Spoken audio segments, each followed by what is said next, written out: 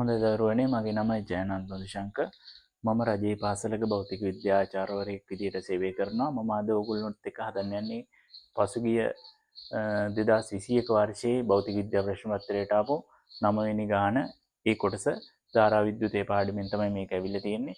එහෙනම් අපි බලමු මේ ගාන හදන්නේ කොහොමද කියලා. මම මේක ගාන හදාගන්න කලින් ඔයගොල්ලන්ට කියනවා සාමාන්‍යයෙන් මේ ගානක් හදනකොට මේ ගාන ටිකේ උත්තර ටික විතරක් බලා ගන්න හදන්න එපා. ගොඩක් ළමයි කරන්නේ ගාන හදනවා කියලා ගානේ උත්තර ටික බලා ගන්න. මොකද එහෙම මේ බලාගත්ත කියලා කිසිම තේරුමක් නැහැ. මොකද මේ ගානේ ඊළඟට එන්නේ.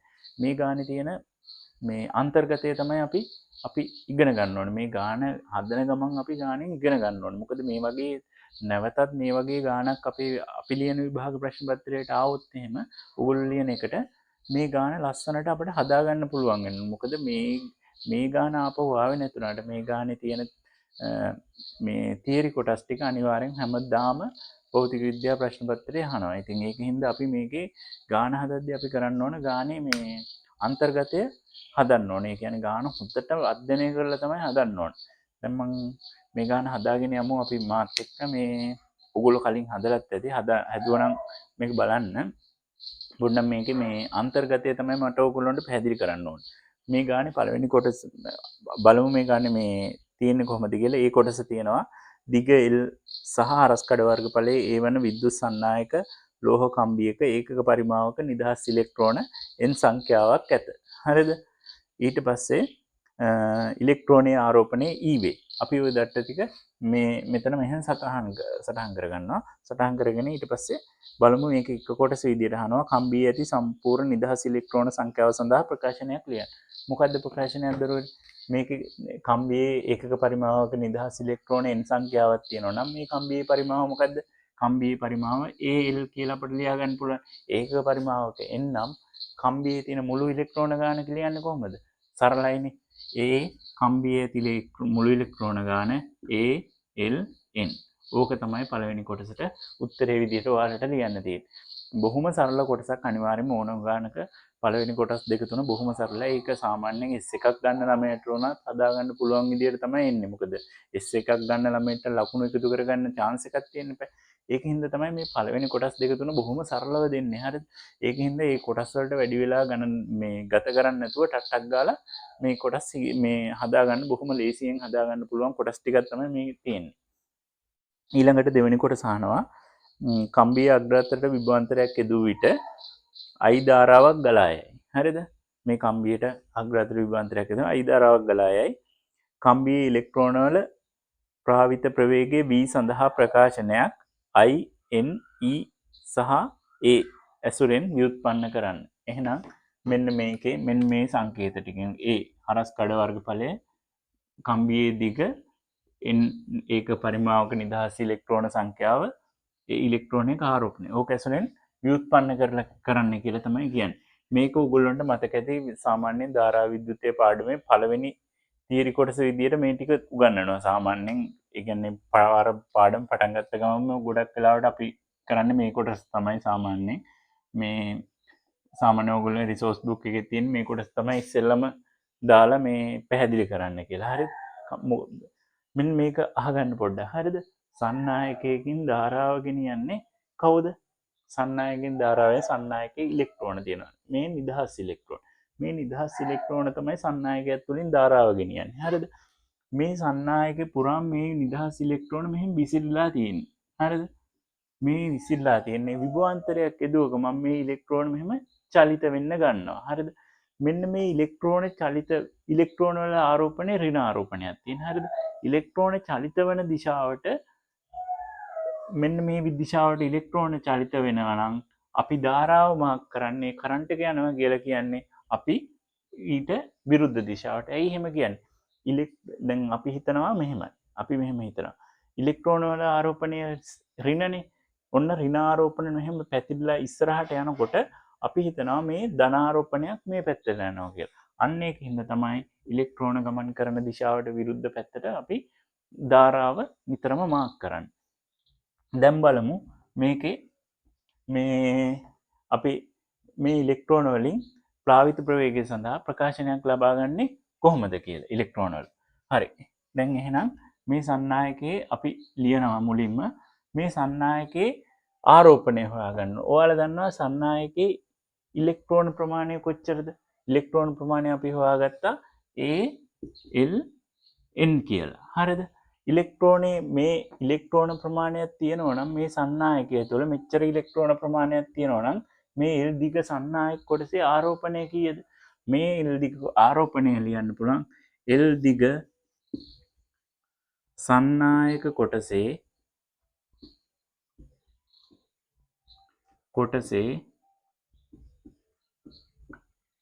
ආරෝපණය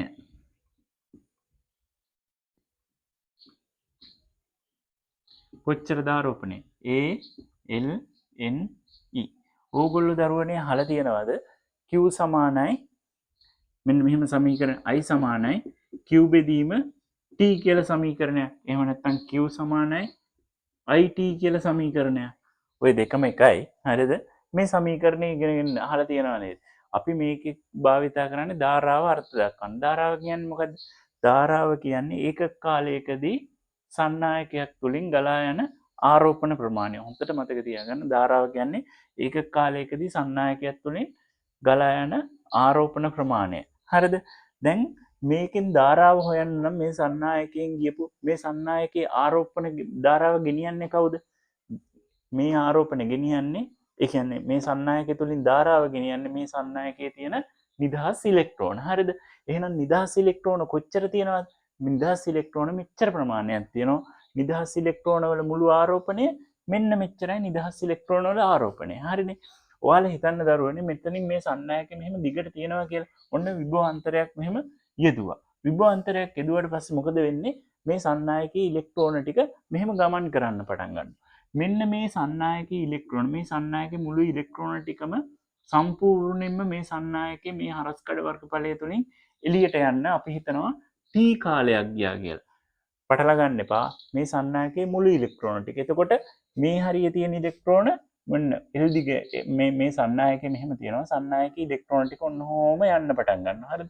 අවසාන මෙන්න මේ අවසාන ඉලෙක්ට්‍රෝනය තියෙනවනේ සන්නායකයේ. T කාලයක් තුල අවසානයේ ඉලෙක්ට්‍රෝනයත් සන්නායකයෙන් මෙන්න මේ කොටසින් අපි L දිග කොටසින් එළියට යනවා. හරිද? එළියට ගියාට පස්සේ සම්පූර්ණ මේ සන්නායකයෙන් මොකද වෙන්නේ? මේ ඉලෙක්ට්‍රෝන ටික මෙහෙම එළියට එනවා. පටල ගන්න එපා. මේ ටික ගියාට පිටිපස්සෙන් ඉතිරි ටික එනවා. හරිද?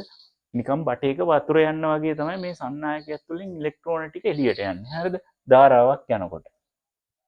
මේ මෙහෙන් ඉලෙක්ට්‍රෝන එනවා පොලිමට. ඒකින්ද මේ ඉලෙක්ට්‍රෝන ටික මෙහෙම ඉස්සරහට යන්න පටන් ගන්නවා. යන්නේ සමාන වේගකින්. ඒකට තමයි අපි කියන්නේ ප්‍රාවිත ප්‍රවේගය කියලා. මේ ඉලෙක්ට්‍රෝන ගමන් කරන ප්‍රවේගයට. හරිද?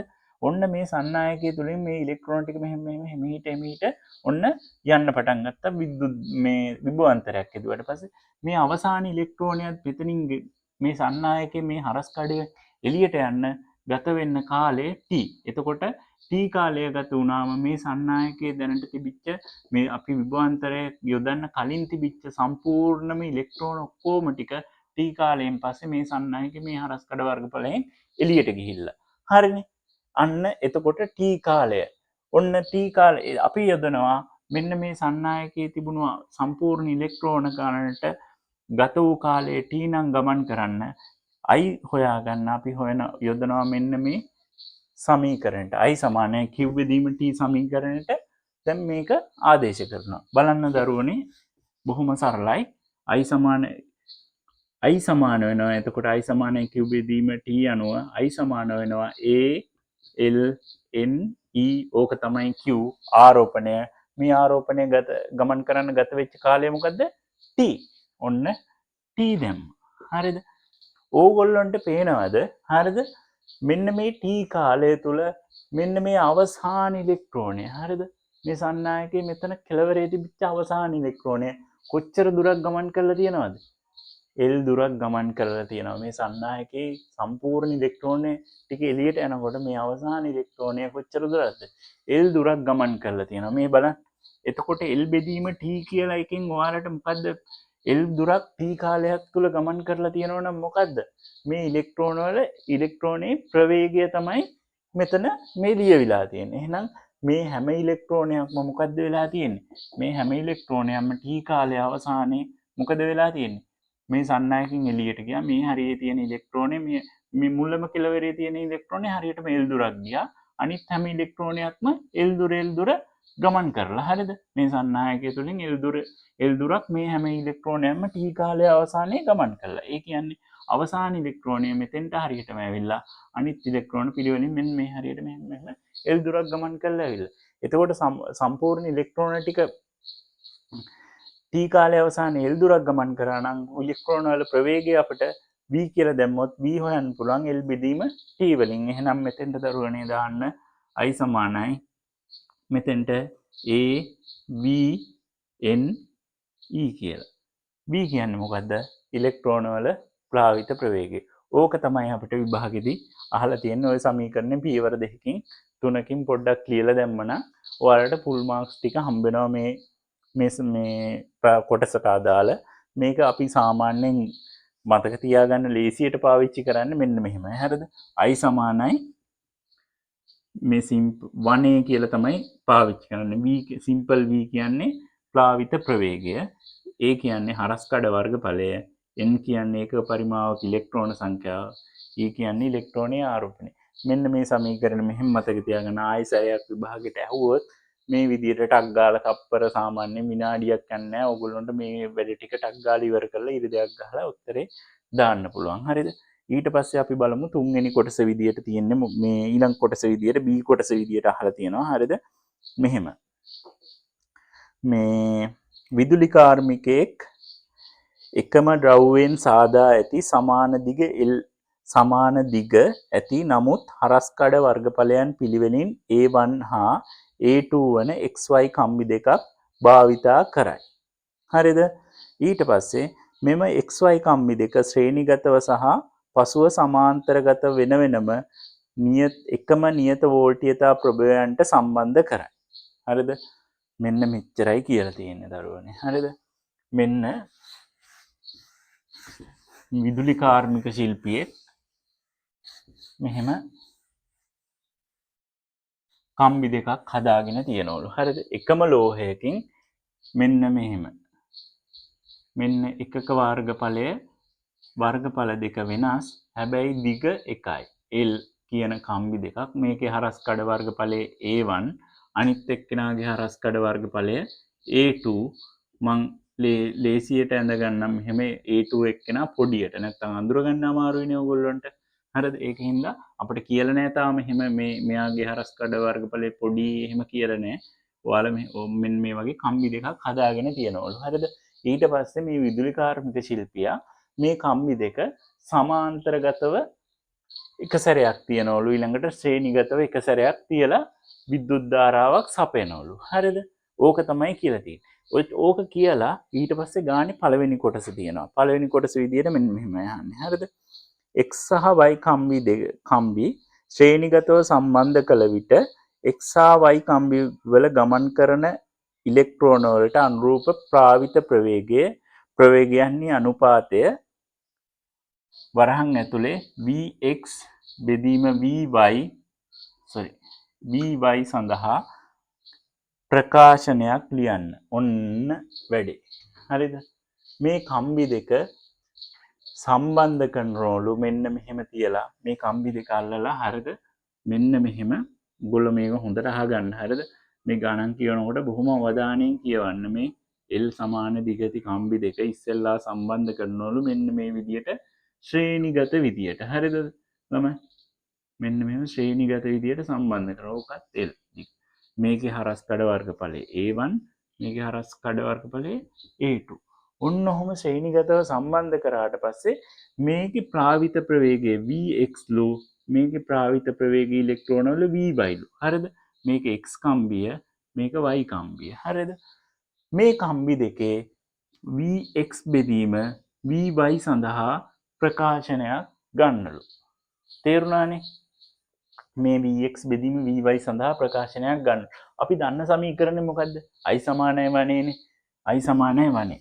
ඔන්න ඕක තමයි අපි දන්න සමීකරණ. ප්‍රාවිත ප්‍රවේගයත් එක්ක අපේ සිලබස් එකේ තියෙන අපිට උගන්වන සමීකරණය ඕක. වෙන සමීකරණයක් උගන්වන්නේ නැහැනේ. එහෙනම් මේකෙන් තමයි මේ ගැටලුව විසඳන්න වෙන්නේ. එහෙනම් අපි මේක ලියා ගන්නවා මෙහෙම.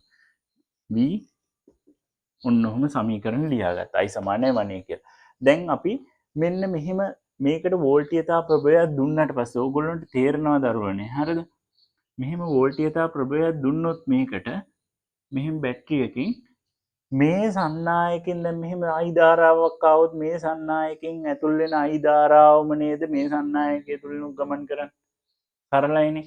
මොකද මෙහෙම ධාරාවක් ශ්‍රේණිගතව තියෙනවා නම් ප්‍රතිරෝධ පද්ධතියක් එකම ධාරාවන්නේ ගමන් කරන්න ඕගොල්ලෝ මතකයිනේ ඒක. එහෙනම් මෙතනත් මේ සන්නායක දෙක තුලින්ම එකම ධාරාවක් තමයි ගමන් කරන්නේ. එහෙනම් අපි මෙන්න මේ සමීකරණය භාවිතින් මේකේ ගමන් කරන ධාරාවටයි මේකේ ගමන් කරන ධාරාවටයි ප්‍රකාශන දෙකක් ලියා ගන්නවා. හරිද? විභාගෙදිත් ඕගොල්ලන්ට වෙනම මේ පහළ වෙන්නේ නැහැ නිමුකුත් මේ සමීකරණ තමයි තියෙන්නේ. සමීකරණ වලට ටක් ගාලා දාලා බලන්න.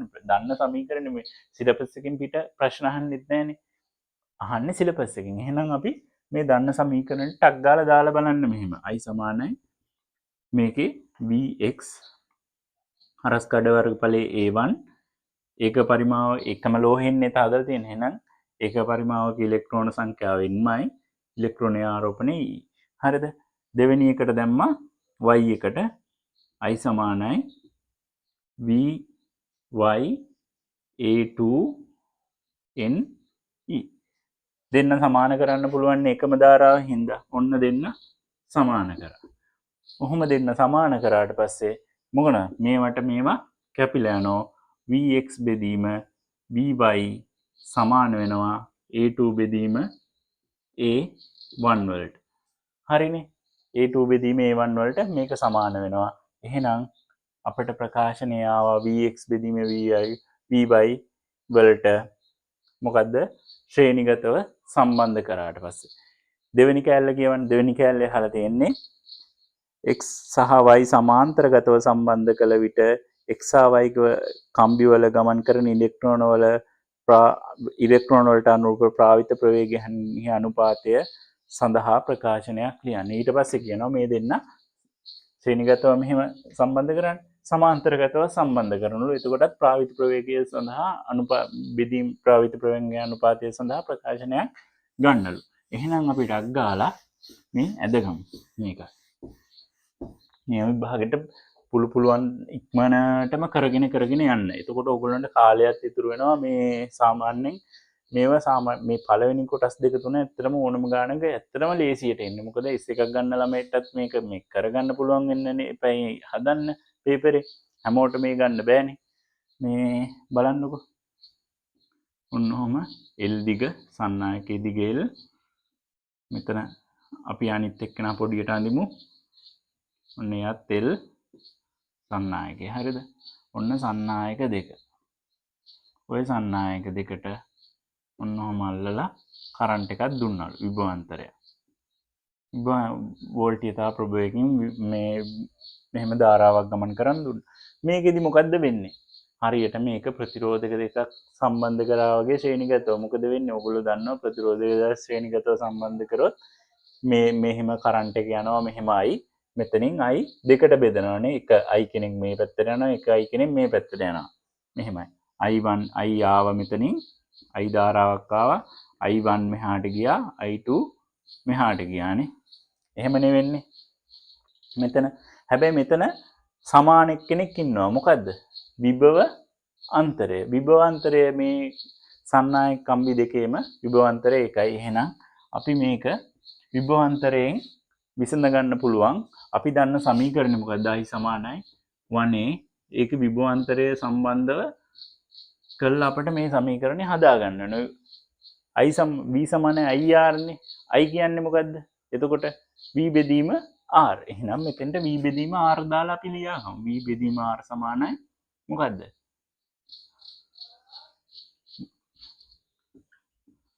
simple v මෙතන v note කියලා දාන්න නැත්නම් මේ දෙක මාරු වෙනවා. මෙතන විභව අන්තරය මෙතන මේ v වලින් එන්නේ ප්‍රාවිත ප්‍රවේගය. හරිද? මෙන්න මෙහෙම සමීකරණය හදාගත්තා. දැන් අපට ඕන නම් මේක r මේ පැත්තට ගෙනහිල්ලා ලියා ගන්න පුළුවන්. මෙන්න මෙහෙම. හරිනේ. එතකොට විභවාන්තරය දෙන්නගෙම එකයිනේ. විභවාන්තරය දෙන්නගෙම එක නම් සමීකරණයට මෙන්න මෙහෙම ලියන්න පුළුවන්. මේ x සඳහා සමීකරණය ලියනවා. x කම්බිය සඳහා v0 සමානයි මොකද්ද විභවාන්තරය සමානයි ප්ලාවිත ප්‍රවේගය හරස්කඩ වර්ගඵල a1 ඒක පරිමාවක ඉලෙක්ට්‍රෝනයේ ආරෝපණය e මේකේ vx හරිද මේකේ කම්බියේ මේ ඉලෙක්ට්‍රෝන ගමන් කරන ප්‍රවේගය දැන් මෙහාට ඉලෙක්ට්‍රෝන ගමන් කරන්නේ ඉලෙක්ට්‍රෝන ගමන් කරන ප්‍රවේගය vx මං හිතන්නේ තේරෙනවා මේක කියන එක හරිද ඊට පස්සේ ආපහු y කම්බිය සඳහා ලියන මේ x කම්බිය සඳහා මේ y කම්බිය සඳහා ලියනවා v0 සමානයි මොකද්ද v y n a sorry a2 n e හරිනේ v0 සමාන හින්දා අපට මේ දෙන්න සමාන කරන්න පුළුවන් මේ දෙන්න සමාන කරන්න පුළුවන් තේරෙනවද සමාන කර ගමන් මොකද මොනවද කැපෙන්නේ විභවාන්තර සමාන හින්දා මේ sorry මෙතන r අමතකුණා r තියෙනවා මේකේ ප්‍රතිරෝධය අපි r1 කියලා ගන්නවා මේකේ ප්‍රතිරෝධය r2 කියලා ගන්නවා හරිද විභවාන්තර සමාන හින්දා අපිට කපා ගන්න පුළුවන් මෙන්න මේ දෙන්න අයින් කර ගන්න පුළුවන් අපිට ඉතුරු වෙනවා vx a1 r1 සමානයි vy a2 r2 කියලා R කියන්නේ මේකේ ප්‍රතිරෝධය හරිද මේ කම්බියටත් ප්‍රතිරෝධයක් තියෙනවා මේ කම්බියටත් ප්‍රතිරෝධයක් තියෙනවා දැන් අපි ප්‍රතිරෝධය ඇසුරෙන් ලියාගත්තේ ඒත් මෙතන හිර වෙනවා මොකද දැන් මේ R1 R2 කෙනෙක් ඇවිල්ලා ඒක කොහෙන්ද එලවගන්නේ දැන් මේ ප්‍රශ්න මේ ඕනම කෙනෙක් මේ අවුරුද්දේ AB ගත්ත ළමයින්ට මේ ප්‍රශ්න මේ විදියට වෙන්නේ නැති හරිද මේක ආපු ගමන් බොහොම පොඩි දෙයක් ඔයගොල්ලෝ දන්නවා මොකද්ද කම්බියක ප්‍රතිරෝධය සඳහා ඔයගොල්ලෝ සමීකරණයක් ඉගෙනගෙන කම්බියක ප්‍රතිරෝධය සමානුපාතික වෙනවා මොකද්ද කම්බියේ දිගට අනුලෝමව සමානුපාතික වෙනවා කම්බිය හරස්කඩ වර්ගඵලයට ප්‍රතිලෝමව සමානුපාතික වෙනවා එතකොට අපිට ලියා ගන්න පුළුවන් ඒක ප්‍රතිරෝධකතාවය ඇසෙන රෝ දාලා මේ රෝ L ඒ කියන සමීකරණය මතකයිනේ මේක කම්බියේ මේක දිග කම්බිය හරස්කඩ වර්ගඵලය මේක ප්‍රතිරෝධකතාවය එහෙනම් දරුවනේ මෙහෙම මේ R මේ ඇසුරෙන් ලියාගත්තොත් අපිට මෙතනින් මේ A1 එලවන්න මේ අයින් කරගන්නත් පුළුවන් කම්බියේ දිග L සමාන හින්දා දෙපැත්තෙම කම්බි දෙකේම L සමාන හින්දා L අපිට කපා ගන්නත් පුළුවන් රෝ මොකද වෙන්නේ රෝ කම්බි දෙකටම එකයි හරිද කම්බි දෙකටම රෝ එකයි එකම රෝ හෙන්නේ හදලා තියෙන්නේ නම් ප්‍රතිරෝධකතාවය එකයි එහෙනම් දරුවනේ බලන්නකො මේ රෝ දාපු ගමන් අපේ ප්‍රශ්න සම්පූර්ණයෙන්ම විසඳිලා යනවා මේ බලන්න vx සමානයි a1 තියෙනවා මෙහෙම මේකේ ප්‍රතිරෝධකතාවය මේකේ රෝ කියලා ලියනවා මේ කැලල දානවා r වලට r1 වලට රෝ l කම්බියේ දිග l බෙදීම මේකේ හරස්කඩ වර්ගඵලය sorry මෙතන a1 ට a1 කපා ගන්න පුළුවන් අපිට එතනම හරි එතනම ඒක කපලා දාන්න පුළුවන් මේක ලියනවා vy සමානයි මේකේ හරස්කඩ වර්ගඵලය a2 r2 අපිට ලියන්න පුළුවන් රෝ කම්බියේ දිග l බෙදීම ඒකේ හරස්කඩ වර්ගඵලය a2 a2 ට a2 කැපුවා මේ දෙන්නට මේ දෙන්න කැපුවා vx බෙදීම vy සමානයි 1යි කියලා ඕගොල්ලන්ට එනවා උත්තරේ ඉරිදයක් ගහගන්න ඕගොල්ලන්ගේ ප්‍රශ්නේ සම්පූර්ණයෙන්ම විසඳුණා කොටස් දැන් A කොටසටත් B කොටසටත් අපි පිළිතුරු සපයලා තියෙන්නේ B කොටසේ තව කැලලක් තියෙනවා තුන්වෙනි කොටස ඉහත ශ්‍රේණිගත හා සමාන්තරගත සම්බන්ධයේදී L හි දිග සමග අනුරූප ප්ලාවිත ප්‍රවේගයන්හි විචලනය පෙන්වීම සඳහා ප්‍රස්ථාර දෙකක් වෙන වෙනම අඳින්න. හරිද? ඔන්න ඊළඟට අවසාන කොටසේ මේ B කොටසේ අවසාන කැලලට කියනවා මෙන්න මේ ප්‍රස්ථාර දෙකක් අඳින්න කියලා. අපි පොඩ්ඩක් මේ ප්‍රස්ථාර දෙක මම පැහැදිලි කරන්න මේක මේ මහ ලොකු දෙයක් නෑ මේ ප්‍රස්ථාර දෙක ප්‍රාවිත ප්‍රවේගයන් විචලනය. ඕගොල්ලොන්ට දැන් තේරෙනවනේ මේකේ මේ ප්ලාවිත ප්‍රවේගයන් ආපු වගයන් දෙක ඉස්සෙල්ලා vx බෙදීම ශ්‍රේණිගත අවස්ථාවේ vx බෙදීම vy වලට ආවා a1 බෙදීම a2 බෙදීම a1 කියලා.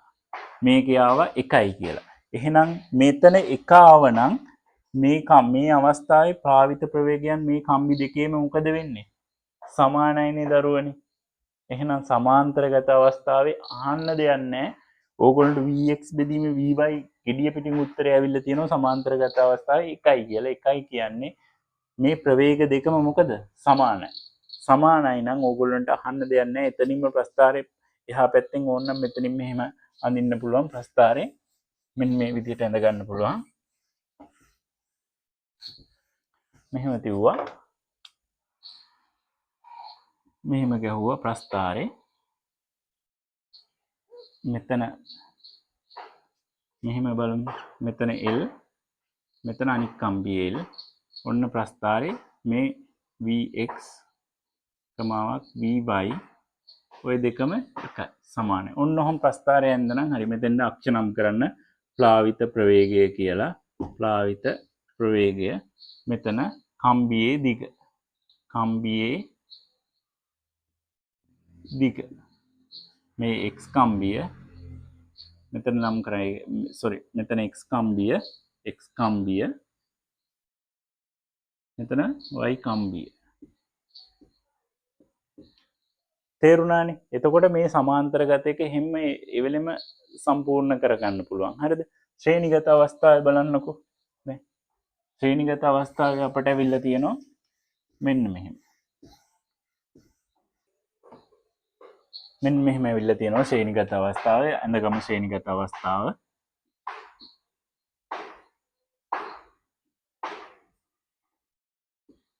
ඔය තියෙන ශ්‍රේණිගත අවස්ථාව. මේ ශ්‍රේණිගත අවස්ථාවේ Vx බෙදීම Vy ඇවිල්ලා තියෙනවා A2 බෙදීම A1 කියලා. හරිනේ. ප්‍රස්ථාරය අඳින්න සාමාන්‍ය විදිහට අක්ෂ නම් කළා. ඔන්න ප්‍රස්ථාරය අඳගත්තා. ප්ලාවිත ප්‍රවේගය මේක මේ කම්බියේ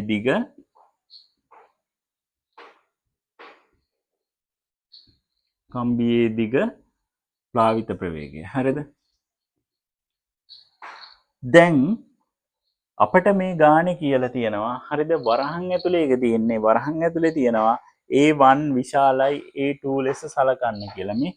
මේක A1 නම් මේක A2 නම් A1 විශාලයි A2 ලෙස සලකන්න කියලා. එහෙනම් ඕගොල්ලන්ට තේරෙනවා දැන් මේ ප්‍රාවිත ප්‍රවේගයේ මේ ආපු අගයත් එක්ක හරිද? මේ අගයත් එක්ක කම්බියේ හරස්කඩ වර්ගඵලය වැඩි නම් හරිද? කම්බියේ හරස්කඩ වර්ගඵලය වැඩි නම් ප්ලාවිත ප්‍රවේගය අඩුයි. හරිද? මේකෙන් තේරෙනවානේ. මේකෙන් අපිට ලියා ගන්න පුළුවන් Vx A1 සමානයි Vy A2 කියලා. මේක අනුව මෙයා වැඩි වෙනවා නම් අනිවාර්යයෙන්ම මෙයා මොකද වෙන්න ඕන? අඩු වෙන්න ඕන. ගුණිතය සමාන වෙන්න තියාගන්න. මෙයා වැඩි වෙනවා නම් මෙයා අඩු වෙන්න ඕන. මෙයා වැඩිලු එහෙනම් මෙයා අඩුයි. හොඳට තේරුම් ගන්න. මෙයා වැඩිලු මේ කියනවා මෙයා වැඩිලු මෙයා වැඩි නම් මෙයා අඩුයි. ප්ලාවිත ප්‍රවේගය. එහෙනම් මෙතන මෙයා අඩුයි නම් මෙයා වැඩි. තේරෙනවනේ? බොහොම සරල දෙයක්. මේක බැලුවට පස්සේ ඕගොල්ලන්ට මේක පේන්න මේක අමුතු මැජික් එකක් නෙවෙයි. හරිද? මේක සාමාන්‍ය දැනීමෙන් උනත් හිතන්න පුළුවන්. මොකද ඔයාලා හිතන්නකෝ කම්බියක දැන් මේ ප්ලාවිත ප්‍රවේගය කියන්නේ මෙන්න මේ සමීකරණයෙන් දෙන්නේ I සමානයි. මෙන්න මේ සමීකරණයෙන් දෙන්නේ. සමීකරණයෙන් දෙනවා නම් හරිද? මේවා නියත නම් හරිද? මේවා නියත නම් I ධාරාව එකම නම් හරිද? හරස්කඩ වර්ගඵලය මෙතන I ධාරාවත් දෙකේම එක නම් දෙකේම වෙනස් වෙන්නේ කවුද? ප්ලාවිත ප්‍රවේගයයි හරස්කඩ වර්ගඵලයයි කම්බි දෙකේ වෙනස් වෙන්නේ. එහෙනම් ඕගොල්ලන්ට තේරෙන්න ඕන ප්ලාවිත ප්‍රවේගය වැඩි කම්බියේ හරස්කඩ වර්ගඵලය අඩුයි. ප්ලාවිත ප්‍රවේගය වැඩි කම්බියේ හරස්කඩ වර්ගඵලය අඩුයි. ප්ලාවිත ප්‍රවේගය අඩු කම්බියේ හරස්කඩ වර්ගඵලය වැඩි කියලා. බොහොම සරල දෙයක්. එහෙනම් අපි මෙහෙම ඇඳගමු. මේ x කම්බිය මේක y කම්බිය මේ L මාක් කරා මේකේ ප්ලාවිත ප්‍රවේගය අඩුයි හරස්කඩ වර්ගඵලය වැඩි එක්කෙනා ඊළඟට ඊළඟ කම්බිය මොකද? ප්ලාවිත ප්‍රවේගය වැඩි හරස් කඩ වර්ගඵලය අඩු හින්දා. එහෙනම් මෙතනින් මේ ප්‍රශ්නේ සම්පූර්ණයෙන් මේ කොටසෙන් ඒ කොටසම සම්පූර්ණයෙන් ඉවර වෙනවානේ. ඊළඟට මේ ගානේ අහනවා C කොටස විදියට. හරිද? තඹ කම්බියක 2.5 ගුණ කිරීම 10 ඍණ 7යි වර්ග මීටර වූ හරස්කඩ වර්ගඵලයක් ඇත. කම්බිය තුල ධාරාව 4යි ඇම්පියර් වන විට 40යි ඇම්පියර් වන විට එතුලින් ගමන් කරන ඉලෙක්ට්‍රෝනවල ප්ලාවිත ප්‍රවේගය ගණනය කරන්න. එහෙනම් දරුවනේ බොහොම සරල දෙයක් නේ තියෙන්නේ. ධාරාව දීලා තියෙනවා. කම්බියේ හරස්කඩ වර්ගඵලය දීලා තියෙනවා. ඉලෙක්ට්‍රෝනයක යටින් දීලා තියෙනවා. ඉලෙක්ට්‍රෝනයක ආරෝපණය දීලා තියෙනවා. ඊළඟට දීලා තියෙන තඹ වල ඒකක පරිමාවක ඇති ඉලෙක්ට්‍රෝන ගණන. එහෙනම් මේ කොටස බොහොම ලේසියෙන් හදාගන්න පුළුවන්. මේ බලන්න සමීකරණේ දීලා සමීකරණයට ආදේශ කරන්න විතරයි තියෙන්නේ. විභාගෙද කියලා හිතා ගන්න බෑ මේ. දැක්ක නේද? ෆිසික්ස් අමාරු නෑ එහෙම ලොකුවට. හරියට වැඩ කරගෙන යන ළමයින්ට මේක අමාරු නෑ. හරියට ප්‍රැක්ටිස් කරලා හරියට වැඩ ටික කරනවා නම් ෆිසික්ස් කවදාවත් අමාරු නෑ. හරිද? මේ බලන්න මේ සමීකරණයට අවශ්‍ය පද ටික දාන්නනේ තියෙන i සමානයි මෙන් 1a වලට දාලා මේකෙන් ප්ලාවිත ප්‍රවේගය හොයන්න. ප්ලාවිත ප්‍රවේගය නම් i දීලා තියෙන ප්ලාවිත ප්‍රවේගය සමානයි අපිට ලියා ගන්න පුළුවන් i බෙදීම අනේ මේවා සාමාන්‍යයෙන් ඕගොල්ලෝ තියරි වල කරන සමීකරණ මේක මේ පද තුන මේ පැත්තට ගෙනල්ලා ලියාගත්තා. හරි. එතකොට ප්ලාවිත ප්‍රවේගය සමාන වෙනවා i බෙදීම අනේ. එහෙනම් i කීයද 40යි ඇම්පියර්. බෙදීම හරස්කඩ වර්ගඵලය 2.5 ගුණ කිරීම 10 ඍණ 7යි වර්ග මීටර්. ඉලෙක්ට්‍රෝනයේ ආරෝපණය 1.9 ගුණ කිරීම 10 ඍණ 19යි. ඒක පරිමාවක මේකේ තියෙන ඉලෙක්ට්‍රෝන ගණන 1.4 ගුණ කිරීම 1.4 ගුණ කිරීම 10යි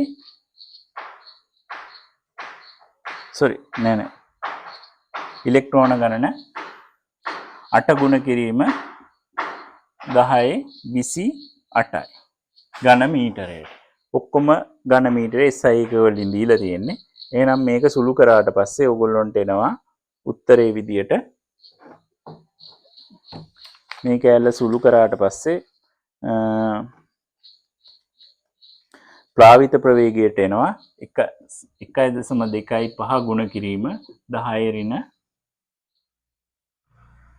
1.5 ගුණ කිරීම 1.25 ගුණ කිරීම 10 ඍණ 3යි ms ඍණ 1 කියලා උත්තරය. සරලයි. එතකොට ගානේ සෑහෙන්න ගොඩක් අපි ඉවර කරලා තියෙන්නේ. ඊළඟ කැලි කියවගෙන යන්න ටක් ගාලා මේ සන්නායකක නිදහස් ඉලෙක්ට්‍රෝන වලට අහඹු චලිතයක් ඇති අතර යම් උෂ්ණත්වයකදී අහඹු වේගය ඔන්න සන්නායකයක මේක අහගන්න මේකත් මේ මෙන්න මේව තමයි සාමාන්‍යයෙන් ෆිසික්ස් වල ළමයි බය. මේවා කියවුවට පස්සේ ළමයි විකාර වෙනවා. මේ මොනවද මේවා අපි ඉගෙන ගත්තේ නෑ නේද? මෙහිමයි හරමයි කියලා පොඩ්ඩක් බය වෙනවා. කවදාවත් මේවට බය වෙනවා. මේවා තමයි නිර්මාණාත්මක දේවල්. ෆිසික්ස් වල සාමාන්‍යයෙන් අපිට ගණන් වර්ග දෙකක් තියෙනවා. අපි ඉගෙන ගත්ත තියරි වලින් ගණන් එනවා. ඊට පස්සේ අපිට මේ කරුණු ටිකක් දීලා ඒක නිර්මාණය කරලා ගණන් එනවා. හරිද? ඒවට බය වෙන්න එපා කවදාවත් ඕගොල්ලෝ. බය වුණොත් එහෙම මේක කරන්න බෑ. හරිද? ඕගොල්ලෝ ડોක්ටර් කෙනෙක් ඉංජිනේර කෙනෙක් වෙන්න නේ ඉගෙන ගන්න. ඉතින් ડોක්ටර් කෙනෙක් ඉන්න අභියෝග දෙනවා. ඒ ක්ෂණික අභියෝග වලට මුහුණ දෙන්න ඕනේ. ඒ වගේ දේවල් තමයි මේ තියෙන්නේ. හරිද? මේ බලන්න.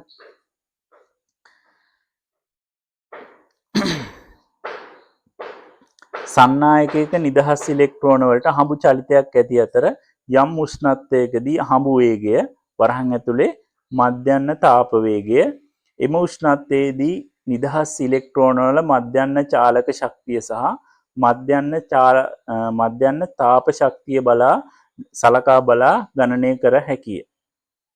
ඒ කියන්නේ හරිද?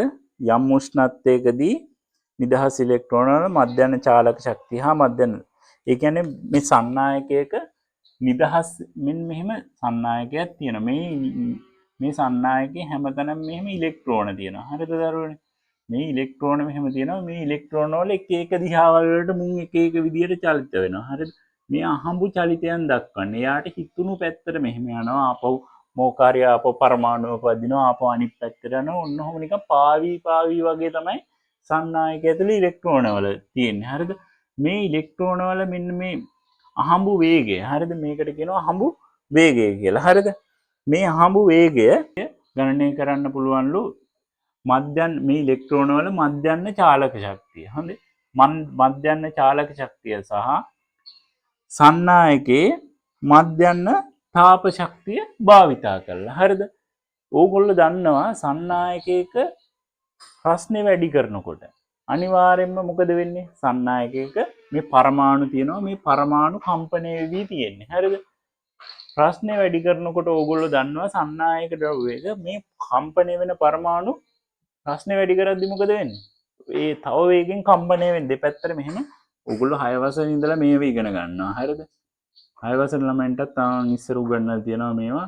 මේ සන්නායකයක මේ පරමාණු මෙහෙම කම්පණය වෙවි තියෙන්නේ කියලා. හරිද? මේ 8 වසර ළමයින්ට විතර මං හිතන්නේ.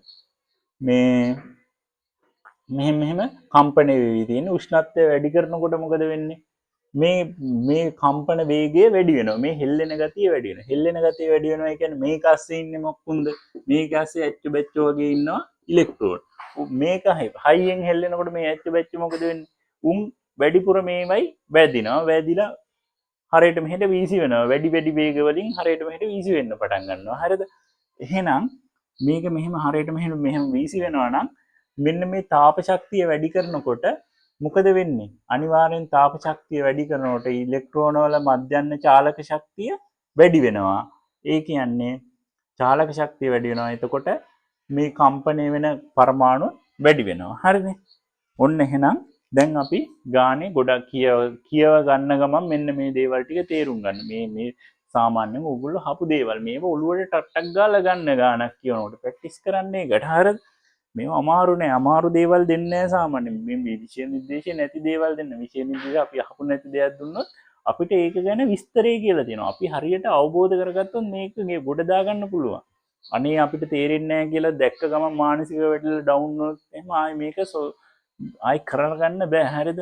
ඒකින්ද අතාරින්න නැතුව මේවා කියවනකොට ටක් ගාලා ඔලුවට ස්ටෙප් බයි ස්ටෙප් මේවා දාගන්න. මේකට තමයි මේ පාස් පේපර් කරලා අපි මෙච්චර මේ පුරුදු කරන්නේ. හරිද? මේ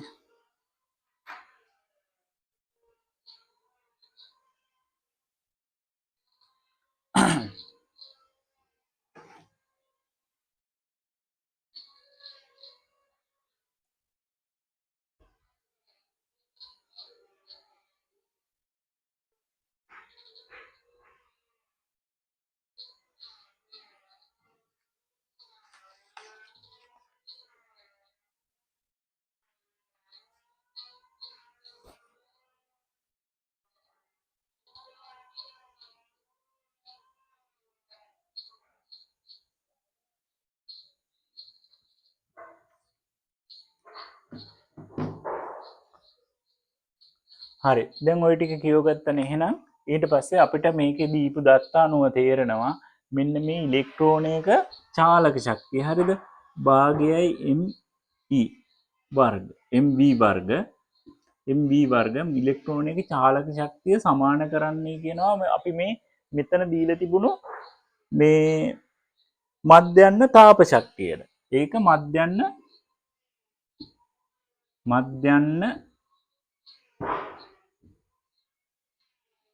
තාප ශක්තියට. හරිද? ඕක තමයි ඔය කියන්නේ. මෙන්න මේ දෙක ඇසුරෙන් ගණනය කරන්න පුළුවන් කියනකොටම ඔයාලා ඔලුවට ගන්න. එහෙනම් මේ මධ්‍යන්න තාප ශක්තිය වැඩි වෙනකොට මෙයාගේ චාලක ශක්තිය අනිවාර්යයෙන්ම වැඩි වෙනවා. ඇයි චාලක ශක්තියද? මධ්‍යන්න චාලක ශක්තිය මේ තාප ශක්තිය වැඩි වෙනවා කියන්නේ තාපය මේකට මේ සන්නායක රත් වෙනවා කියන එකනේ තාප ශක්තිය වැඩි වෙනවා කියන්නේ. සන්නායකය රත් වෙනවා කියන්නේ මේ සන්නායකයේ තියෙන ඉලෙක්ට්‍රෝන ටික මොකද වෙන්නේ? වේගෙන් හෙල්ලෙන්න පටන් ගන්නවා. හරිද? එහෙනම් මධ්‍යන්න තාප ශක්තිය ගණනය කරන්න පුළුවන්ලු මෙන්න මේකේ. මේක කියලා තියෙනවා 3 බෙදීම 2යි kt කියන සමීකරණයෙන් ගණනය කරන්න පුළුවන්. k කියන්නේ බෝල්ස්මාන් නියතයලු. හරිනේ? ඔක අහලා තියෙනවනේ. බෝල්ස්මාන් නියතය මේක මේක මේ මධ්‍යන්න මේ තාප ශක්තියක් ඔයාලා ඇහුවේ නැතුණාට කමක් නැහැ. මේ වෙලෙන් මතක් වුණේ නැතුණත් මතකුන් නැතුණක් කමන්නේ ඕගොල්ලන්ට මේක gediya පිටින් දීලා තියෙනවනේ මේක මෙහෙම ගණනය කරන්න පුළුවන් කියලා කේ කියන්නේ බෝස්මාන් නියතය කියලා කියනවා. එහෙනම් මේ කෑල්ල මේකට සමාන කරන්න තමයි තියෙන්නේ. 3 බෙදීම kt 3 බෙදීම 2යි kt සමාන කරනවා ඉලෙක්ට්‍රෝනේ මොකද්ද? චාලක ශක්තියට. ඕකට ඊට පස්සේ ආදේශ කරන්න තියෙන. ආදේශ කරන්න ඔක්කොම ටික දීලා තියෙනවා. ඉලෙක්ට්‍රෝනේ ස්කන්ධය දීලා තියෙනවා. ඊට පස්සේ අපිට මේ b නේ හොයන්න තියෙන්නේ. ඒ කියන්නේ මේ අහඹු වේගය ඉලෙක්ට්‍රෝන වල අහඹු වේගය v තමයි එක ඉලෙක්ට්‍රෝනයක අහඹු වේගය හොයාගත්තම හරි. මේ අහඹු වේගය දැන් මෙයා මේ පැත්තට යන්නේ මෙයා මේ පැත්තට එකම වේගයෙන් කියලා මේ වෙලාවේ උපකල්පනය කරනවා. හරි. එකම වේගයෙන් යන්නේ ඔන්න එක ඉලෙක්ට්‍රෝනයක වේගය කියන්නේ ඒක මේ ප්‍රවේගය කිව්වනම් දිශාවක් තියෙනවනේ. මේක එක එක දිශාවලට යන්නේ. ඒකින්ද වේගය කියලා කියන්නේ මෙතන. හරිද? මේවා මේ එක එක ඉලෙක්ට්‍රෝනේ ඌට හිතුණු පැත්තට යන්නේ මෙහෙම වැදුණු පැත්තට යනවා. ඔළුව හැර මේ ඉලෙක්ට්‍රෝන මම මේ ලොකු කරලා යන්නේ ඕගොල්ලෝ මේ ලොකු මේවා කම්පණය වෙවි තියෙනවා. ඕවා කම්පණය වැඩි වෙනකොට මොකද වෙන්නේ? ඔය එක එක පැත්තට ගමන් කරන්න පටන් එක ඉලෙක්ට්‍රෝනයක් සැලකුවාට පස්සේ අපිට ඒක ඉලෙක්ට්‍රෝනයේ චාලක ශක්තිය මෙන්න මේ මධ්‍යන්න තාප ශක්තියට සමාන කරන්න පුළුවන් කියනවා. එහෙනම් මේකට අගයන් ටික ආදේශ කරන්න. භාගය සමානයි භාගි ගුණ කිරීම ඉලෙක්ට්‍රෝනයේ ස්කන්ධය දීලා තියෙනවා 9 ගුණ කිරීම 10 ඍණ 31 ගුණ කිරීම b වර්ග සමානයි 3 බෙදීම 2යි කේවලාගය දීලා තියෙනවා 1.4 ගුණ කිරීම 10 ඍණ 23 23 උෂ්ණත්වය 27යි සෙල්සියස් අංශක 27යි සෙල්සියස් අංශක කියන්නේ මේක සෙල්සියස් අංශක අනිවාර්යෙන් මේක මතක තියාගන්න මේක තාපයේ ගණනය කිරීමක්. එහෙනම් T ආදේශ කරන්න ඕන කෙල්වින් වලින් 27යි නම් මේක කෙල්වින් කරාම 300 වෙනවා. හරිද? 27 දීලා තියෙනකොට පොඩ්ඩක් හිතන්න මේක කෙල්වින් වලින් ආදේශ කරන්න ඕන කියලා. ඒක මෙලෝ දෙයක් තේරුන්නේ නැත්තම්. හරිද? ඔන්න 27. දීලා දෙනවා ඕක ආදේශ කරන්න කියලා තියෙනවා. ඕක ආදේශ කරාට පස්සේ අපිට B සඳහා උත්තරයක් එනවා. මෙතන ඊට පස්සේ ඕගොල්ලන්ට ඕන ඩබල් චෙක් කරගන්නත් පුළුවන්. හරිද?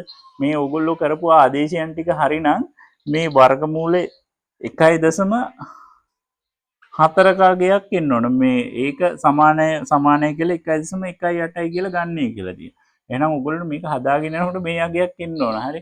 අන්න ඒවා ඉතින් chance තමයි අමතර වාසි. මේ ගාන හදපු හැටි හරිනම් මේ ගාන අගයක් ඕගොල්ලන්ට එන්න ඕන. මේකේ v කියන අගය මේ විදියට අපිට ඇවිල්ලා තියෙනවා 1.18 ගුණ කිරීම 10 5යි ms ඍණ 1 අගය. එන්න ලොකු වේගයක්. හරිද? දැන් අර ධාරාවක් දුන්නට පස්සේ එන චූටි ප්‍රවේගයක් නේද ආවේ 10 ඍණ 3ක වගේ අගයක් ආවේ. නේ 1.2.5 ගුණ කිරීම 10 ඍණ 3යි ms ඍණ 1. මෙතන ඇවිල්ලා තියෙනවා මේ 1.18 ගුණ කිරීම 10 5යි ms ඍණ 1 කියලා එන දඩ ප්‍රවේගයක් ඇවිල්ලා තියෙනවානේ. මාර ලොකු ප්‍රවේගයක්. බලමු මේක ගැනත් අහනවා. හරිද? මේක ගැනත් අහනවා. බලන්නකෝ. ඒක ඊළඟ කෑල්ල ඒක අහනවා. සන්නායකයක නිදහස් ඉලෙක්ට්‍රෝන වල මධ්‍යන්න තාප වේගය ඉලෙක්ට්‍රෝන වල ප්‍රාවිත ප්‍රවේගයට සාපේක්ෂව ඉතා විශාල වේ. අන්න එතකොට මේ අගේ ෂුවර් ෂොට් හරි. උත්තරේ හරි. මේ වාක්‍ය කියනකොට ඔයගොල්ලන්ට තේරෙන්න මං හදපු එක හරි. ඉතා විශාල වේ. හරිද? නමුත් සන්නායකයක මධ්‍යන්න තාප වේගය සහිත නිදහස් ඉලෙක්ට්‍රෝන වලට බාහිර විද්‍යුත් ක්ෂේත්‍රයක් යෙදීමකින් තොරව ධාරාවක් ඇති කළ නොහැක්කේ. අන්න අහනවා මොකද්ද මෙච්චර වේගයක් තිබිලා මේ සන්නායකේ විභවාන්තරයක් යොදන්න නැතුව ධාරාවක් ගෙනියන්න බැරියයි කියලා. ඕගොල්ලොන්ට සරල උත්තරයක් දෙන්න මේ වේගයනේ ගන්න කියලා තියෙන්නේ. මේ මධ්‍යන්න වේගය. එහෙනම් මධ්‍යන්න වේගය දිශාවක් නැහැ. එක එක දිශාවලට පිහිටන්න පුළුවන් මධ්‍යන්න වේගය. හැබැයි මේක සම්ප්‍රයුක්තය බැලුවට පස්සේ මේවයි ප්‍රවේගය බිඳුවයි. ඒකින්ද මේකෙන් ධාරාවක් ගමන් කරන්නේ නැහැ. ඕගොල්ලෝ නිකන් කම්බියක් කැල්ලක් තිබුණයි කියලා කම්බි කැල්ලේ මෙන්න මේ තරම් ප්‍රවේගයකින් ඉලෙක්ට්‍රෝන හරේ මෙහි යනවා කම්බිය තිබුණාට. හරිද? ඒ වුණාට කම්බියෙන් කම්බිය ඇල්ලුවට කරන්ට් එක වදින්නේ නැහැ නේ. නිකන් කරන්ට් එක වදින්නේ නැත්නම් මේ ඉලෙක්ට්‍රෝන ගියාට ඌ එක එක පැති වලට යන්නේ. මේ එක පැත්තකට ඔක්කොම ඉලෙක්ට්‍රෝන ටික ගියොත් තමයි අපිට කරන්ට් එක වදින්නේ. එහෙනම් එක පැත්තකට ඔක්කොම ඉලෙක්ට්‍රෝන ටික යන්න කම්බිය විභවාන්තරයකට සම්බන්ධ කරන්න ඕන. සම්බන්ධ කරන්නේ නැති හින්දා තමයි මෙහෙම මෙච්චර ප්‍රවේගයක් තිබුණත් ඒ ප්‍රවේගයන්ගේ බීජයික්ක බිඳුවක් වෙනවා කියලා ලියන්න ඕන. නැත්නම් දෛශිකයික්ක බිඳුවක් වෙනවා. ඒකින්ද මේ වේගයන්ගේ දෛශිකයික්ක බිඳුවක් වෙනවා. ඒකින්ද ඒවා ගමන් කරන්නේ නැහැ කියලා කියන්නේ. ඒ කියන්නේ එක දිශාවකට සැලකුවාට පස්සේ මේ ප්‍රවේගයන් මේ වේගයන් වල එකතුව බිඳුවයි. හරිනේ. සංප්‍රයුක්ත ප්‍රවේගයේ බිඳුවයි කියලා ලියන සන්නායක නිදහස් ඉලෙක්ට්‍රෝන වල. එතකොට ඒ කැලි සම්පූර්ණටම ලකුණු හම්බ වෙනවා ඕගොල්ලන්ට. හරිද? ඊළඟට අවසාන කොටස තියෙන්නේ D කොටස. පැයකට ආසන්න 45ක් ගිහිල්ලා වෙනවා නේද? හරි. D කොටස තියෙනවා. ඔන්න D කොටසෙත් වෙනම කතාවක් අහන්නේ. මේක නිර්මාණාත්මක. හරිද? මේ ගණන් වලට බය වෙන්න එපා. හරිද? නිර්මාණාත්මක වුණා කියලා කවදාවත් ගණන් වලට බය වෙන්න එපා. නිර්මාණාත්මක නම් ලේසි. ඕගොල්ලෝ මතක තියාගත්ත දේවල් වලින් නෙවෙයි අහන්නේ. සාමාන්‍ය මේ එවෙල කියලා එවෙල දෙයක් අහන්න. එහෙනම් ඕගොල්ලොන්ට තියෙන්නේ එවෙල අවබෝධ කරගෙන ඒකට උත්තර දෙන්න. මේක ලේසි නෙමෙයි අවුරුදු ගණන් උගන්නපුව මතක තියාගන්නවට වඩා. මේ බලන්න. සම්නායකයක ආරෝපණ වාහකවල සචලතාවය. හරිද? මියු. ඒක අපි දන්නේ මියු කියලා සචලතාවය ආරෝපණ වාහකවල සචලතාවය මියු. අර්ථ දක්වන්නේ බාහිර යොදන ඒකක විද්‍යුත් ක්ෂේත්‍ර තීව්‍රතාවයකට ප්‍රාවිත ප්‍රවේගයේ විශාලත්වය ලෙසයි. හරිද? මෙන්න මේ මියු අර්ථ දක්වනවා කියනවා සන්නායකේ බාහිරින් යොදන ඒකක විද්‍යුත් ක්ෂේත්‍රයකට. හරිද? ප්‍රාවිත ප්‍රවේගයේ විශාලත්වය ලෙස. එහෙනම් මේ කියන්නේ හරිද? ඒකක විද්‍යුත් ක්ෂේත්‍රයකටනේ. ඒකක විද්‍යුත් ක්ෂේත්‍රයකට ප්ලාවිත ප්‍රවේගයේ විශාලත්වය ලෙස. මියු අර්ථ දක්වනවා කියන මේක කියනකොට තේරෙනවා ඒකක විද්‍යුත් ක්ෂේත්‍රයකට. ඒකක විද්‍යුත් ක්ෂේත්‍රයක නම් විද්‍යුත් ක්ෂේත්‍රය එකක් වෙන්න ඕනේ. එකක් වෙන්න නම් විද්‍යුත් ක්ෂේත්‍රය මොකද වෙන්න ඕනේ? විද්‍යුත් ක්ෂේත්‍රය අනිවාර්යෙන් යට තියෙන්න ඕනේ. විද්‍යුත් ක්ෂේත්‍ර තීව්‍රතාවය අපි හඳුන්වන්නේ E කියලා. E යට තියෙන්න ඕනේ. ප්ලාවිත ප්‍රවේගය V උඩ තියෙන්න ඕනේ. ඔන්න ඔහොම ලියාගත්තොත් හරිද? මොකද? ඒකක විද්‍යුත් ක්ෂේත්‍රයකට ප්‍රාවිත ප්‍රවේගයේ විශාලත්වය අපිට හම්බ වෙනවනේ. මේ සිංහල භාෂාව හරිද? වෙන මොකුත් නෙමෙයි. මේ ඒක විද්‍යුත් ක්ෂේත්‍රයකට ප්‍රාවිත ප්‍රවේගයේ විශාලත්වයේ විදිහට මියු අර්ථ දක්වනවා කියලා. එහෙනම් අපිට මියු ලියන්න පුළුවන් මියු සමානයි v බෙදීම e කියලා. අපිට මේක කියලා දීලා නැහැ. හරිද? ඒ වුණාට අපිට මේ සිංහල භාෂාවෙන් කියලා තියෙනවනේ ඒකක විද්‍යුත් ක්ෂේත්‍රයකට මේ ගාන හරියට අවබෝධයෙන් කියවන්නේ කියන්නේ ඒකයි. හරිද? කියව ගමන් තේරෙනවා මේක ඒකක විද්‍යුත් ක්ෂේත්‍රයකට ප්ලාවිත ප්‍රවේගයේ විශාලත්වය කියලා. එහෙනම් ඒකක විද්‍යුත් ක්ෂේත්‍රය නම් අපි කියනවා උදාහරණයක් විදිහට ධාරාව කියන්නේ මොකද්ද? ඒකක කාලයකදී ගමන් කරන ආරෝපණ ප්‍රමාණය. එහෙනම් Q ආරෝපණ ප්‍රමාණය T කාලයකදී ගමන් කරා නම් ධාරාව හොයන්න මොකද්ද කරන්නේ? අපි Q බෙදනවා T වලින්. ඒකක කාලයකදී ගමන් කරන්නේ. එහෙනම් ඒ වගේ තමයි මෙතන. මේ ඒකක විද්‍යුත් ක්ෂේත්‍රයකට ප්ලාවිත ප්‍රවේගයේ විශාලත්වය. එහෙනම් ප්ලාවිත ප්‍රවේගයේ විශාලත්වය මෙච්චරයි නම් මොකක් හරි වෙලාවක ඒ වෙලාවේ විද්‍යුත් ක්ෂේත්‍රය මෙච්චරයි නම් එතකොට මියු හොයන්න B බෙදනවා E වලින්. සරල සිංහල භාෂාව තමයි මේක කියලා තියෙන්නේ. හරිද? මේකට ෆිසික්ස් ඕනේ මේකට සිංහලේ කරගත්තම ඇති. සිංහලෙන් කියලා තියෙනවානේ. එහෙනම් ඕක කියලා දෙනවා. ඊට පස්සේ ඕක කියලා අපෙන් අහනවා ඉහත C1 කොටසේ තඹ කම්බිය දිගේ 50යි වෝල්ට් මීටරයට විද්‍යුත් ක්ෂේත්‍ර තීව්‍රතාවයක් යොදන්නේ නම් තඹ කම්බියේ ඉලෙක්ට්‍රෝනයන්හි සචලතාවය ගණනය කරන්න. අන්න තඹ කම්බියේ ඉහත C1 කොටසේ අපි C1 කොටසේ හොයාගත්ත ප්ලාවිත ප්‍රවේගය 1.1 2 5 ගුණ කිරීම 10 ඍණ 3යි කියලානේ. sorry 1.25 ගුණ කිරීම 10 ඍණ 3යි ms ඍණ 1 කියලා. ප්ලාවිත ප්‍රවේගය. ඔන්න ඔය කම්බියට ඔන්න ඔය තඹ කම්බිය ඔන්න ඔහම ඇඳ ගන්න තඹ කම්බිය ඔන්න ඔහම ඉලෙක්ට්‍රෝන ටික මේකේ තියෙන ඉලෙක්ට්‍රෝන ටික ඔන්න ඔය ප්‍රවේගයෙන් මේ පැත්තට මුන් මෙහෙම යනවා. එහෙම යනකොට මේ පැත්තට I ධාරාවක් ඔහොම යනවා. හරිද? ඉලෙක්ට්‍රෝන ටික මෙහෙම යනවා. මේ ඉලෙක්ට්‍රෝන. ඔන්න ඔය ප්‍රවේගයෙන් තමයි ඉලෙක්ට්‍රෝන ටික යන්නේ. හරිද? මේ තඹ කම්බියට යොදනවලු මේ 50යි වෝල්ට් මීටරයට විද්‍යුත් ක්ෂේත්‍ර තීව්‍රතාවයක්. හරිද? විද්‍යුත් ක්ෂේත්‍ර තීව්‍රතාවය විද්‍යුත් ක්ෂේත්‍ර පාඩමේ දන්නවනේ. මේවා 50යි වෝල්ට් මීටරයට විද්‍යුත් ක්ෂේත්‍රයක් මේ කම්බිය තුලින් යොදනවලු. එතකොට අපෙන් අහනවා ඉලෙක්ට්‍රෝන වල සචලතාවය කීයද කියලා. බොහොම ඒ කියන්නේ සාමාන්‍ය මේව ගණන්ද කියලාත් හිතනවා. හරි මේ බලන්න. විද්‍යුත් ක්ෂේත්‍ර තීව්‍රතාවය μ අහනවා කීයද කියලා. එහෙනම් 1.25 ගුණ කිරීම 10 ඍණ 3 බෙදීම 50යි වෝල්ට් මීටරය. මේ ms ඍණ 1. ඕක සුළු කරාට පස්සේ උත්තරය එනවා ඕගොල්ලොන්ට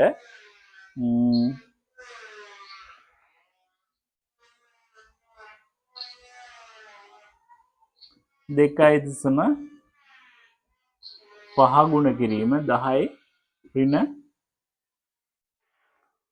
5යි. ඕගොල්ලෝ මතක ඇතුව මේ එකක ටික සුළු කරලා මෙතනින් දාන්න.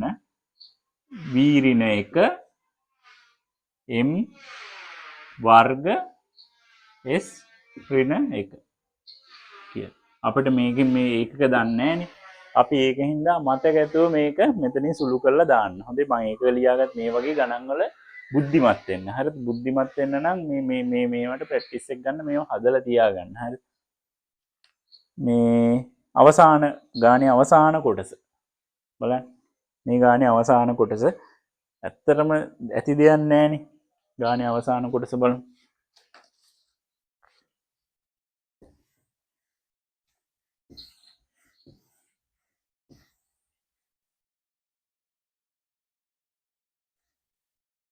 දැන් ඉතින් ඔයාලා ගානේ ලකුණු ඕක හරියට හැදුවනම් මේ ගාන විභාගයට ඇවිල්ලා තිබුණා නම් ඕගොල්ලෝ විභාගයට උල් නැත්නම් හැදුවනම් මේක 7න් සාමාන්‍ය 7.5න් 7ක් අරගෙනනේ විභාගයට 100න් එන.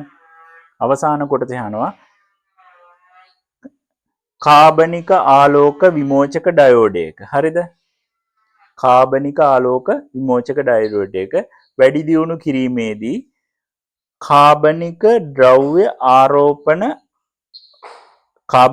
වල ආරෝපණ වාහකයන්ගේ සචලතාවය වැඩි කිරීම සහ යොදන විද්‍යුත් ක්ෂේත්‍රය අඩු කිරීම මගින් ඉහළ ක්ෂමතාවයක් ලබා ගනී. හරිද? කාබනික ද්‍රව්‍ය ආරෝපණ වාහකවල සචලතාව සහ ප්ලාවිත ප්‍රවේගය පිළිවෙලින් 120 සහ 110කින් වැඩි කළහොත් යොදන විද්‍යුත් ක්ෂේත්‍ර තීව්‍රතාවය කොපමණ ප්‍රතිශතකින් අඩු කරගත හැකිද? අපිට මේවා අදාළ නැහැ. හරිද? අපි මේ කාබනික ආලෝක විමෝචක ඩයෝඩ් ඕවා ගැන අපි අහලත් නැහැ. අපිට එච්චර ලොකුවට අදාළත් නැහැ. අපිට කියලා තියෙන කරුණු ටික විතරක් අදාළ කරගත්තම හරි. හරි. දරුවනේ මේකේ මේ D කොටස ඉතින් දෙවෙනි කැලේ විදියට මේකේ අහන්නේ.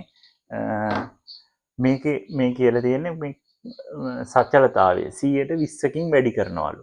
ඊට පස්සේ ඩයෝඩ් එකේ ප්ලාවිත ප්‍රවේගය 110කින් වැඩි කරනවලු. ඊට පස්සේ අපෙන් අහනවා මෙන්න මේ E කොච්චර ප්‍රමාණයකින් අඩු වෙනවලු. ඒ E අඩුවීමේ ප්‍රතිශතය. ඒ කියන්නේ විද්‍යුත් ක්ෂේත්‍ර තීව්‍රතාවය අඩුවීමේ ප්‍රතිශතය තමයි අපෙන් අහන්නේ. ඒ කියන්නේ සාමාන්‍ය සරලම දෙයක් තමයි අහන්නේ. මේක මේ පොඩ්ඩක් ගාන පැහැදිලිව කියවුවනම් ඒ විභාගෙදී සාමාන්‍යයෙන් මේ කියනකොට මේ අහන එක තේරෙනවා. හරිද? සාමාන්‍යයෙන් බලන්න මේ කොච්චර ලේසි දෙයක්ද අහන්නේ. මේක මෙච්චර ප්‍රමාණයකින් අඩු කරාලු. නිකන් සාමාන්‍යයෙන් අර O level ගණන් පේපරේ තියෙන ගානක් වගේ. මේක මෙච්චර ප්‍රමාණයකින් අඩු කරාලු. මේක කොච්චර ප්‍රමාණයකින් අඩු වෙනවද අහනවා. ඒ කියන්නේ ෆිසික්ස් පේපරේ තමයි තියෙන්නේ.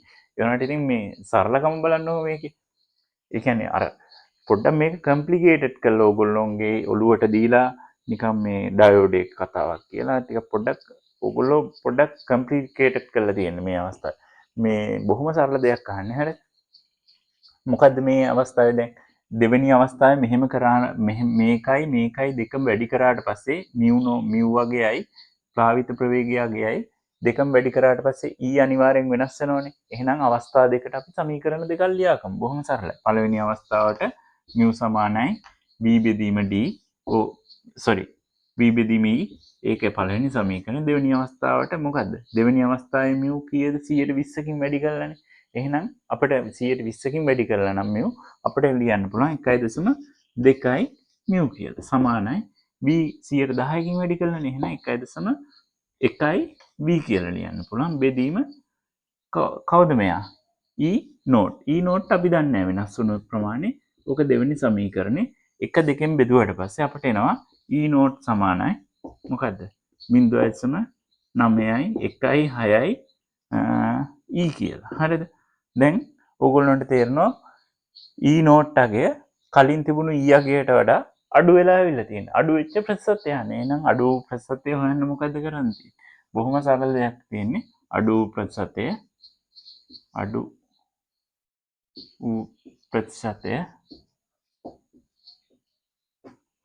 ප්‍රතිශතය සමානයි මොකද්ද?